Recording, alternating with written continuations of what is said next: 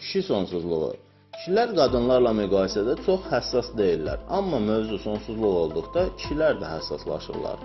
Övladı olmayan cütlüklərin 30-50%-də problem kişidən qaynaqlanırsa, əlbəttə ki, haqsız sayılmırlar.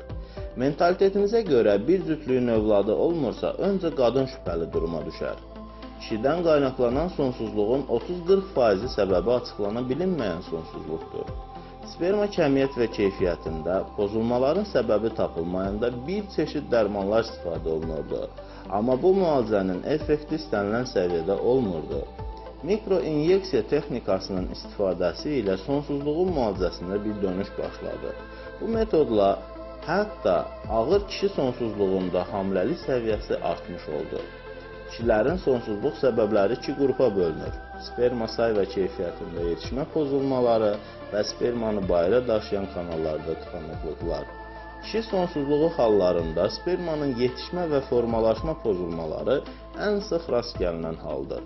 Qadın yumurta hüceyrəsinin mayalanmasını əngəlləyən spermatozoidlərin hərəkətliliyinin zəifliyi və sperma şəkillərinin anomallığı ilə əlaqədar ola bilirlər.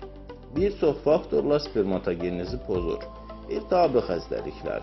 Bəzi bakteriya və viruslar kişilərdə xayalıq orqanları iltihabına səbəb olur. Bu halların təxminən 25%-də kişi sonsuzluğu formalaşır. Hormon pozulmaları. Hipofizdə nifraz olunan FSH və LH hormonunun ifrazına aid pozulmalar 2-5% halda kişi sonsuzluğuna səbəb olur. Ətraf mühit problemləri. Onkoloji xəstəliklərin müalicəsində istifadə edilən şua və dərman preparatları sperma yetişməsini pozur. Funksional pozulmalar. Spermanın yetişmə yeri olan xayalardan spermanın bayıra çıxmasını əngəlləyən tam və ya qismi tıxanıqlıqlar sonsuzluq səbəbi ola bilirlər. Bu səbəblər anadan gəlmə ola biləcəyi kimi sonradan da keçirilmiş infeksiya və ya cərrahi əməliyyata bağlı ola bilirlər. Hazırladı Rauf Kazımov, həkim, uroloq.